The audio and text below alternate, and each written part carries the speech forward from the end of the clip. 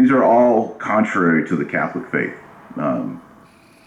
Any third party who studied historic Catholicism realized these things don't fit into traditional Catholicism. And so I think people are now, I think because of Francis and McCarrick and things like what Vigano is saying and Schneider, are now ready to hear a traditional argument. And not only are they ready to hear, hey, the Latin Mass is good, they're, for me especially, I wanted to say, well, how did I get this Fraternity of St. Peter Mass that I've been going to for 10 years? I know there was the shakedown in '88 with the Society and Fraternity, but I mean, can I really say that from 1969 to 1988, when the Fraternity of St. Peter was created, that there were no licit masses on planet, Latin masses on planet Earth? Is that really the argument that I want to make? No, it's not. And as I read the biography of Lefebvre, I was, like we talked about in our previous interview, I was blown away by his sanctity, his apostolic zeal, his missionary efforts,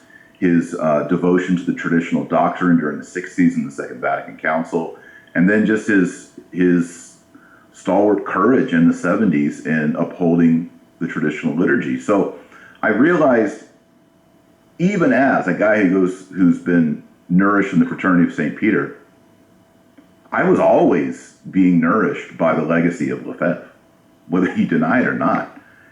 That's where it came from.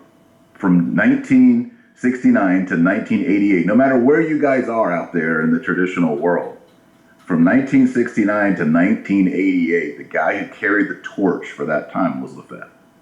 We have to honor and respect that. And I think with the recent changes and pronouncements of Francis, with regard to the society, I think we all need to tip the hat and say, we can't dog the Society of St. Pius X. We certainly can't dog Lefebvre.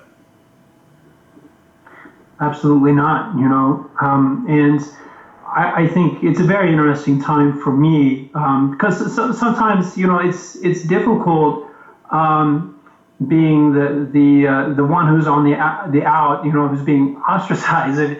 One of the most frustrating things for me as a society priest who's been ordained to help souls is that sort of gotcha label that people just put on us. It's like you're outside the church, so we don't even give you the time of day.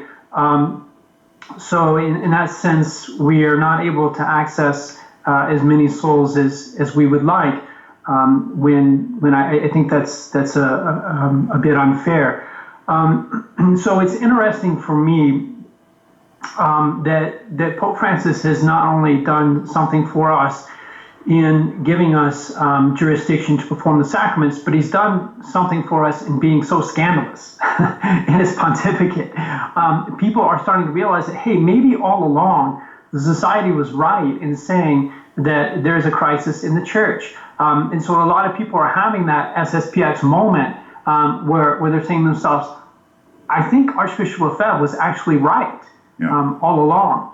And I would caution people at the same time. Sometimes when I see them having this SSPX moment, and I've seen it so many times, people start drifting further in our direction, and sometimes they just keep going, and so they head off the cliff You mean like into sedevacantism or stay home Catholics, home aloners, and we have to approach this situation with the proper balance. And I think that's another aspect of the legacy of the Archbishop that I'm so grateful for, is that he was able to handle a crisis situation with a lot of prudence and balance. As I mentioned, this was one of the characteristics of the Archbishop, according to his sister, from the early days. He was so prudent and balanced in his decisions. So we shouldn't overreact to the scandals of Pope Francis by saying, it's not possible for any pope to ever do this. The pope has no limitations. If he's not holy, he's not pope. That sort of thing.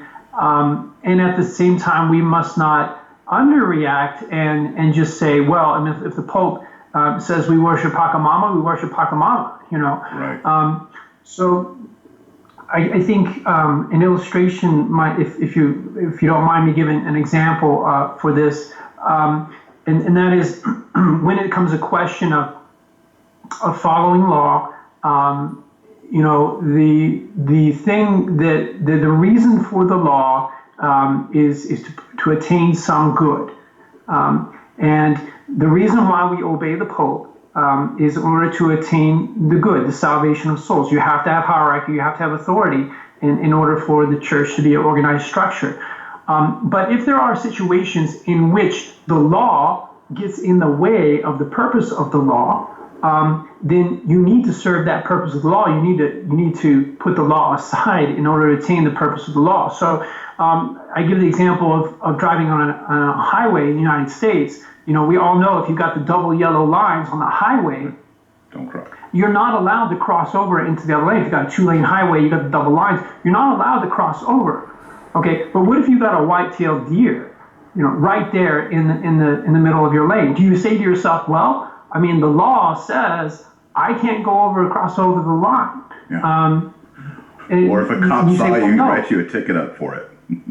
Yeah. So I don't want to break the law, so I'm just going to slam into this deer and endanger my life. No, the law is there. That law for the double line is there in order to preserve your life on the road. That's the purpose, so you don't endanger your life in crossing over, and because it's not safe to pass at that time. But in this case, if you follow the law, you're endangering your life. So you need to break the law in order to serve the purpose of the law. And what you want to do when you break that law is you don't want to go too far. You don't want to go off the road.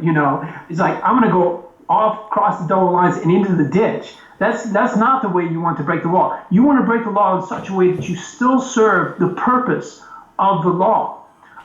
So this is what our position has always been. I mean, we know that when it comes to a question of the faith, we have to preserve our faith. And if the Pope mandates something that's against the faith, then we have a duty to disobey. But in all other things, we have to strive to obey the Pope as far as possible.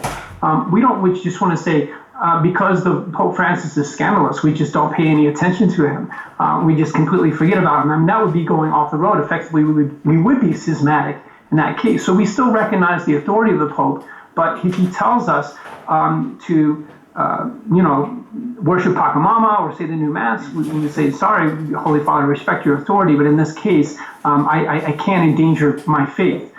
Just like a child, if the father tells him to take out the trash, even though he's a drunkard, then he has to do it. But if he tells him to steal some alcohol, he must not do it. So there is that balance to be kept in this crisis. We only disobey if the faith is being endangered, and the rest we respect the Pope and we follow the Pope as far as possible. Yeah, people are often shocked, when they visit the SSPX website and they see a picture of Pope Francis, or they visit a chapel and there's a framed picture of Pope Francis, and some of them are shocked that you say the name Francis in the canon. And it's also my understanding that you say the name of the local diocesan bishop in the canon. Is that correct? That's correct, absolutely. Yeah. Because we recognize them as legitimately holding the office that they possess. And we do recognize their authority. We're not schismatics. The Pope is the Pope. But at the same time, we recognize that authority is not absolute. That just because the Pope says it, then it's automatically right. And there are certain situations in which it's easy to say, it's very easy for people to recognize that what the Pope is asking us to do is contrary to the faith and endangering the faith. And in such cases, we even have a duty to not follow. Right. Awesome. Can I ask 2 quick questions from the crowd before we hang up? The first is, sure. Can the priests of the Society of St. Pius X perform exorcisms? Yes. I mean, well, obviously, a priest does exorcisms on a regular basis whenever he performs a baptism. In the traditional baptism, there's 3 exorcisms of the child. And there's even an exorcism of the salt that's used, put in the child's mouth. There's an exorcism when you make holy water. But as far as exorcism of people who are possessed or possibly possessed, No, I would never do that without getting authorization from my superior. If I thought that someone of my parishioners were possessed, and I have no reason to think that any of my parishioners are possessed, then I would request permission from my superior in order before I would perform an exorcism, because it's just a very dangerous thing to wrestle with the devil. Right. Yes, my understanding that all bishops are exorcists and they may delegate it to a priest. So the Society of St. Pius X, the bishop would delegate that to, what you're saying is a bishop of the society would delegate that to a priest if needed for a major exorcism. Well, actually, it's not the bishops who possess authority as such in our society. They have a certain sacramental authority, but we have positions of authority like district superior. So I would go to the district superior, and maybe he would go to the superior general, and both of those are priests. I see. So in other words, in our structure, our canonical structure as it's supposed to be, the hierarchical chain is not based on bishops. It's based on those who hold certain offices, and they're the ones that have the authority. So the district superior would be the equivalent of a bishop for us as far as authority is concerned, but of course not as far as administering sacraments is concerned. Yes. Okay, and then the one more question is, do you foresee the society creating new bishops anytime in the near future? I've heard no talk of consecration of bishops. As of now, there is no plan for that. No. But I guess at some point in the future that would, unless there's some regularization, that would have to happen, right? Well, our bishops are not getting any younger, that's for sure. I mean, they were consecrated in 1988, so that's a long time ago now, 32 years ago. Yes, eventually something has to happen. Yeah. Definitely. Okay, sorry, one more question. It's a good one. Why don't the society call their churches parishes, instead call them centers or chapels? This is a good question. Well, I mean, since we do not have a canonical structure as yet, parish is a jurisdictional term. It indicates that the one who is the pastor there has been delegated by the Pope or by the bishop to have a juridical structure in that parish. So we don't yet have that. We are waiting for the day when that happens, obviously, and as they say, we step much closer to tradition being given full rights in the church. But until that happens, it's not technically correct to call our churches parishes. Good. Well, great. Father Paul Robinson, thank you so much. A lot of clarity. Just to summarize, we talked about in the very beginning, for those that came in late, is it ever possible to disobey a pope or a bishop? And we didn't talk about Thomas Aquinas, but he has an article on it in which he says, of course, it is the case. Whenever they command you to do something that's contrary to God's revealed will, it can be done. We talked about the dangers of the Novus Ordo. We gave examples of those. We talked about the demographics and the decrease in attendance and belief in the real presence and transubstantiation, lack of belief in the ontological priesthood. We looked at canon law, looked at canon 1323, looked at the canons on consecrated bishops. We also looked at all the recent papal documents, especially from Pope Benedict XVI and Pope Francis, regarding lifting the excommunications, granting faculty to priests, and how that entails that the priest is not under censure and not a schismatic. Very important details. And then we just kind of talked a lot about the identity of the Society of St. Pius X, and of course here towards the end, a little bit of Q&A. Is there anything that we missed or that you would like to wrap up with, Father Robinson, before we pray our Ave Maria and you give a blessing?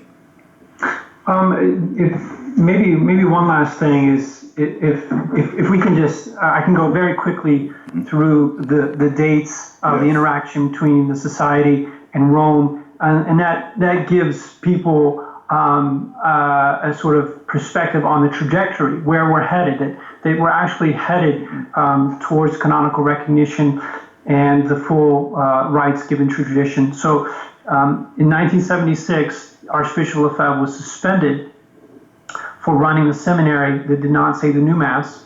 1988, he went ahead with the consecration of 4 bishops so that the Society of St. Pius X could survive after his death and so continue providing the traditional sacraments to the faithful.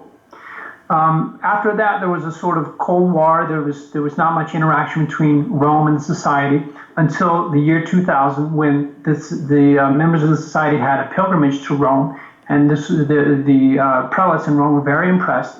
And at that point, Rome started speaking to the Society again, and this led up to the Society requesting the liberation of the traditional Mass and the lifting of the supposed excommunications against the bishops of the Society. So in 2007, Pope Benedict XVI granted the first request with Summorum Pontificum, making the traditional Mass legitimate throughout the world and clarifying that the traditional Mass was never abrogated. Then in 2008, the Ecclesia Dei Commission again said that those who attend Society Masses are not committing a sin and they do not incur any canonical penalty. 2009, Benedict XVI declared that the 4 bishops of Society are not excommunicated. Then in 2015, Pope Francis gave the priests of the Society jurisdiction to hear confessions. That jurisdiction would last for 1 year. In 2016, the next year, he made that jurisdiction permanent. And in 2017, he gave us authorization to perform marriages. And we work with the bishops. The Society works with the bishops of each diocese in order to get delegation to perform a jurisdictional marriage, a marriage that is jurisdictionally legitimate. And so that's where we are right now. And if I can close by saying that if there's anybody in the Denver area would like to visit our church, they're more than welcome. I'd be happy to meet them, and we can chat further about these things. Fantastic. Yeah, and I've learned that the Society priest that comes down to my neck of the woods here in Texas also lives at the Priory with you in Denver. He does. And Father Brueggemann, God bless Father Brueggemann, he has been in Texas since March 18th because of the coronavirus crisis. Just really being so energetic and generous about providing the faithful with sacraments. Not against the law, but following the law, but using the law and the permissions that are granted as far as possible to provide people spiritual nourishment in this time. And today, just in a few hours, he's actually going to come back to the Priory here, and so we'll have him back and greet him, hopefully with all the warmth that he deserves after all his labor. I mean, give him a good scotch or something. He's been working hard down here. I tell you, he's been hearing confessions around the clock. All day Saturday, all day Sunday, just in the church, communion, adoration, confessions, communion. I mean, it's just he's the young priest is working hard. Nothing but respect for him. He's only been a priest for 2 years, and look at all the hard work that he's required to do. But we're both from Kentucky, so it's going to be some Kentucky bourbon tonight, Taylor. Good, Kentucky. That's great. Yeah, my wife and I, our first Society Mass ever we attended was with him. It was a few weeks ago. And he preached this great sermon, and my wife said afterwards, that sermon, because my wife was raised Baptist, she's Catholic now, but she said, I haven't heard a sermon about winning souls and getting souls for the Lord and missionary zeal. And here's this young priest, and he's at a Society of St. Pius X, and he's preaching about winning souls, laboring for souls, like St. Paul talks about. Yes. The only people I hear out in the world that are talking about that study are Archbishop Vigano, Schneider, talking about winning souls. So that was a great, we went to our first Society Mass. We're kind of, what's going to happen? Someone going to start judging us, or who knows what's going to happen? It was a great experience, and that initial homily by Father was just it wasn't about necessarily Corona or any, it was just about Yes. how can we connect sinful people with the Sacred Heart of Jesus? How can we get them the sacraments so that they can be saved, not go to hell, but go into the beatific vision with the Trinity forever? Yes. That's what it's all about. Yeah, and I think that's how we've come full circle, Taylor, because I think that's what we said at the beginning. Look, all we want is to save our souls and to save the souls of as many people as possible. That's really what we're about, Taylor. That's what it's all about. Yeah, salvation of souls. Yeah. Very good. Well, Father, would you please lead us in prayer with maybe a Ave Maria and or a Gloria Patri, and a blessing would be greatly appreciated. Certainly. In nomine Patris et Filii et Spiritus Sancti. Amen. Ave Maria, gratia plena Dominus tecum, benedicta tu mulieribus, benedictus fructus ventris tui, Iesus. Sancta Maria, Mater Dei, ora pro nobis peccatoribus, nunc et in hora mortis nostrae. Amen. Gloria Patri et Filii et Spiritui Sancto, sic et erat in principio et nunc et semper et in saecula saeculorum. Amen. In nomine Patris et Filii et Spiritus Sancti. Amen. Benedictio Dei Omnipotentis, Patris et Filii et Spiritus Sancti, descendat super vos et maniat semper. Amen. Father Paul Robinson of the Society of St. Pius X, thank you so much for being with us. Please, everyone, like this video. Please share it. If you're on Facebook, Twitter, whatever, just hit the share link. It's right below where Father Robinson is. Please share it online. There's a lot of confusion. I think if we can just be calm, go through the facts as we did today, I think a lot of the hostility and confusion and name calling will just go away. Let's just be calm and go through the facts. So please share it. Please like the video. And thanks so much, everyone, for watching. Continue your Easter joy. Christ is risen. Father Robinson, thank you so much. I hope you can come back again when we talk about other things. That would be great, Taylor. Really enjoyed it. Awesome. All right, everyone. Thanks so much. Godspeed. Happy Easter. And we'll see you on Wednesday.